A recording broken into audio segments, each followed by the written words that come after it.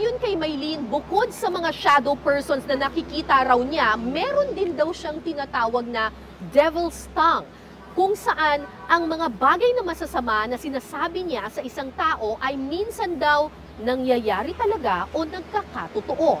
Tulad na lamang ng nangyari sa kanyang dating kinakasama. Nasabi ko, dahil sa galit ko, sana hindi ka makalakad, mamagay ang paa mo, manigas ka. Sabi ko ganyan. Tapos later, tumawag na ako, sabi, nagalit siya. Kasi parang ginawa ko daw yung sinabi ko.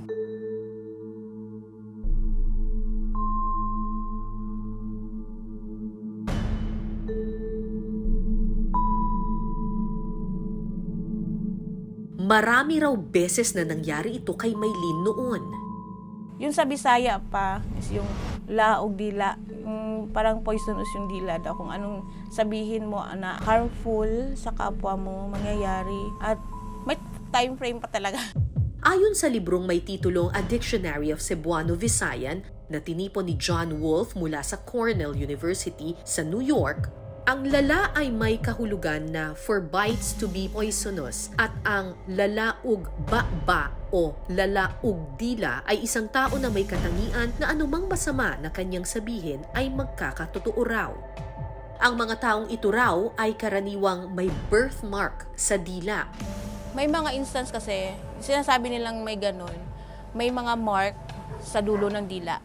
I can see the black pigmentations dun sa dila niya. It would be also important sana kung makawakan ko yung dila niya, kung to see kung merong matitigas na part o kaya merong parts na rough, yung smoothness, kasi that will also give us an idea kung ano to. No? But if it is only pigmentation, then it may be just hyperpigmentation of the tongue. It may not be necessarily abnormal.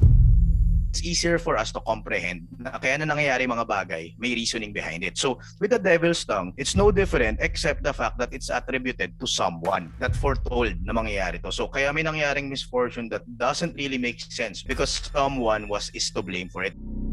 Yung devil's tongue, ang translation ko dyan, sinusumpa ko kayo, hindi kayo giginhawa. Curses. Yung parang sinusumpa ka, kine-curse ka, totoo rin yan. Kasi diabolical din yan. Kaya naapektuhan tayo niyan.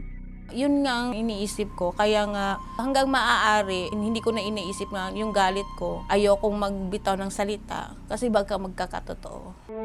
Ang mga anino ng nakaraan ni Maylene hanggang ngayon ay maliwanag pa rin sa kanyang alaala.